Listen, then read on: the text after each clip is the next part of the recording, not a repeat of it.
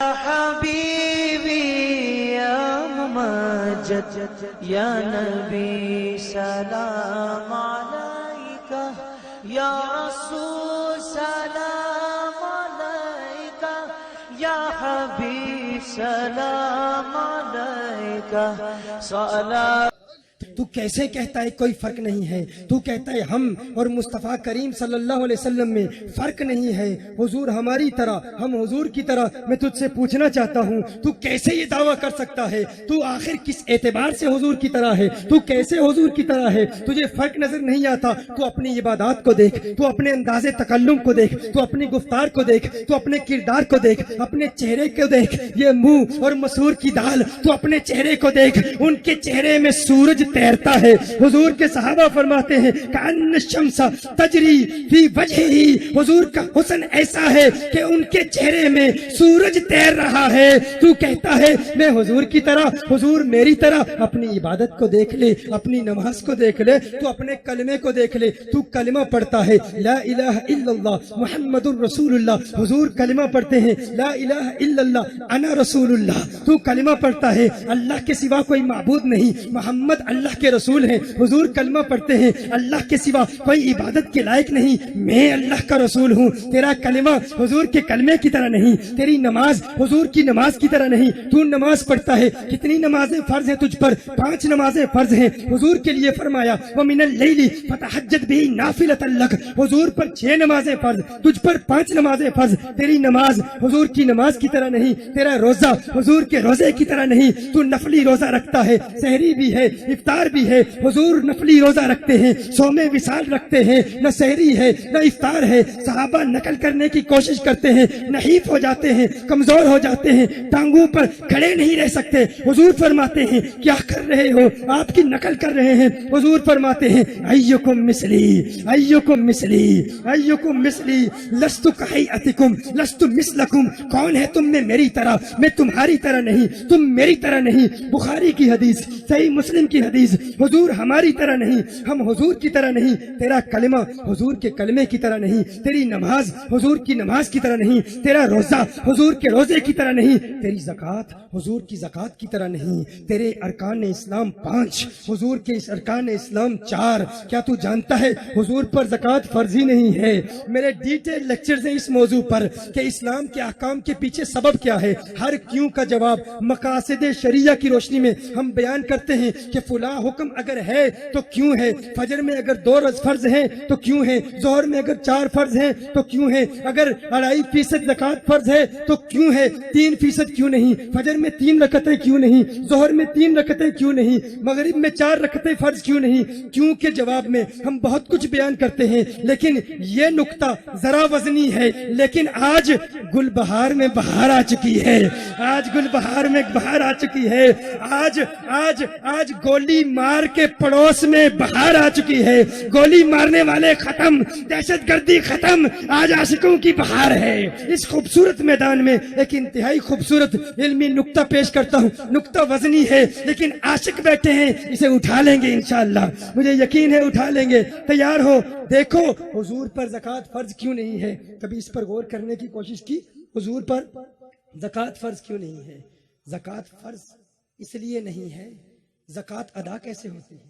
ادائیگی فرض کے لیے، ادائیگی زکوٰۃ کے لیے یہ ضروری ہے کہ زکوٰۃ مالک کے ملک سے نکل کر قابض کے ملک میں آ جائے.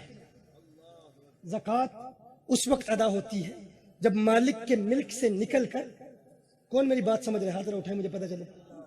ماشاءاللہ تو عوام بھی سمجھ رہے ہیں. مالک کی ملک سے نکل کر قابض کی ملک میں آ جائے تو زکوٰۃ ادا ہو جاتی ہے. دیکھیے کیا ایک باپ اپنے بیٹے کو زکوٰۃ دے سکتا ہے؟ نابالغ بیٹے کو باپ زکوٰۃ دے سکتا ہے؟ کیوں؟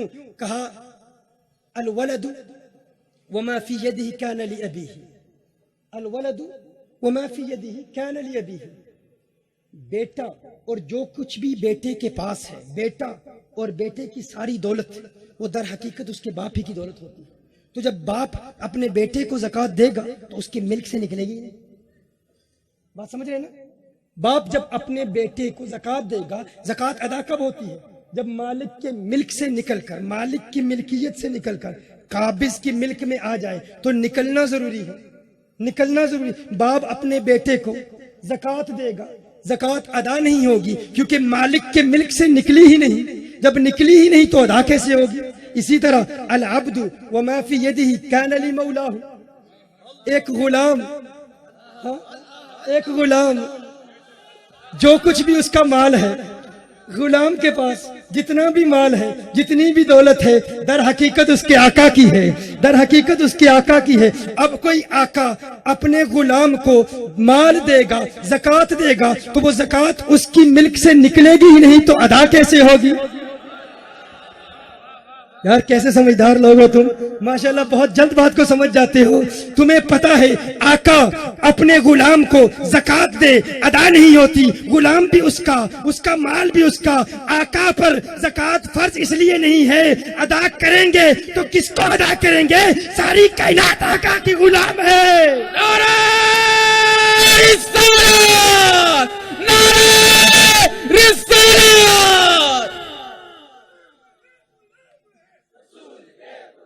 غلامی رسول میں جو ہونا عشق مصطفیٰ, ہم عظمت رسول کے. پتا چلا ان پر زکوٰۃ فرض ہی نہیں. تیرا کلمہ آقا کے کلمے کی طرح نہیں, تیری نماز آقا کی نماز کی طرح نہیں, تیرا روزہ آقا کے روزے کی طرح نہیں, تیری زکوٰۃ آقا کی زکوٰۃ کی طرح نہیں. تو اپنی اولاد کو دیکھ, اپنی فیملی کو دیکھ, تو اپنی ازواج کو دیکھ, اپنی زوجہ کو دیکھ, اور آقا کی ازواج مطہرات کو دیکھ. وہ تو امہات المؤمنین ہیں, ان کے لیے ارشاد فرمایا یا نساء النبی لستن کاحد من النساء, ہے میرے محبوب کی ازواج مطہرات, تم عام عورتوں کی طرح نہیں. میں کہتا ہوں آقا کی ازواج مطہرات اگر عام عورتوں کی طرح نہیں تو آقا عام انسانوں کی طرح کیسے ہو سکتے ہیں؟ ارے تیری زوجہ آقا کی ازواج مطہرات کی طرح نہیں. تو اپنے آپ کو دیکھ, اپنے جسم کو دیکھ, اپنے اعضاء کو دیکھ, اپنے ہاتھوں کو دیکھ, اپنی انگلیوں کو دیکھ, اپنی آنکھوں کو دیکھ, اپنے تھوک کو دیکھ, ذرا تھوک کر دیکھ. تیرے تھوک کو جو دیکھے گا نفرت محسوس کرے گا, کراہت محسوس کرے گا, متنفر ہو جائے گا. تیرے تھوک پر کوئی تھوکنے کے لیے تیار نہیں. اور آقا کا لعاب دہن کیسا ہے, میرے آقا کا لعاب دہن کیسا ہے؟ حضرت سعد بن معاذ کو زخم ہوتا ہے, آقا کا لعاب دہن زخم پر ملتے ہیں, شفا یاب ہو جاتے ہیں. ان کے لعاب دہن سے لوگوں کو شفائیں ملتی ہیں. تیرے تھوک پہ کوئی تھوکنے کے لیے تیار نہیں, پھر بھی کہتا ہے وہ میری طرح ہے. تو اپنے خون کو دیکھ لے, تیرا خون نجاست غلیظہ ہے, کپڑے پر لگ جائے نماز ادا نہیں ہوتی.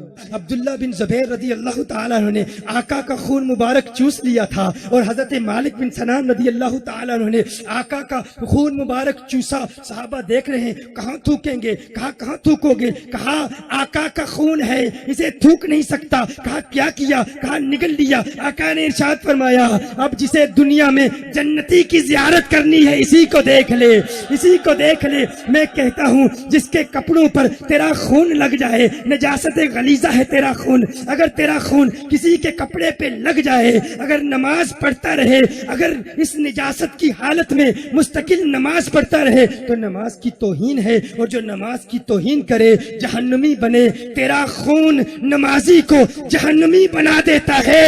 ان کا خون جس کے جسم میں چلا جائے وہ دنیا میں ہی جنتی بن جاتا ہے. لبیک لبیک لبیک یا رسول اللہ, لبیک لبیک لبیک یا رسول اللہ, لبیک لبیک لبیک یا رسول اللہ, لبیک لبیک لبیک یا رسول اللہ.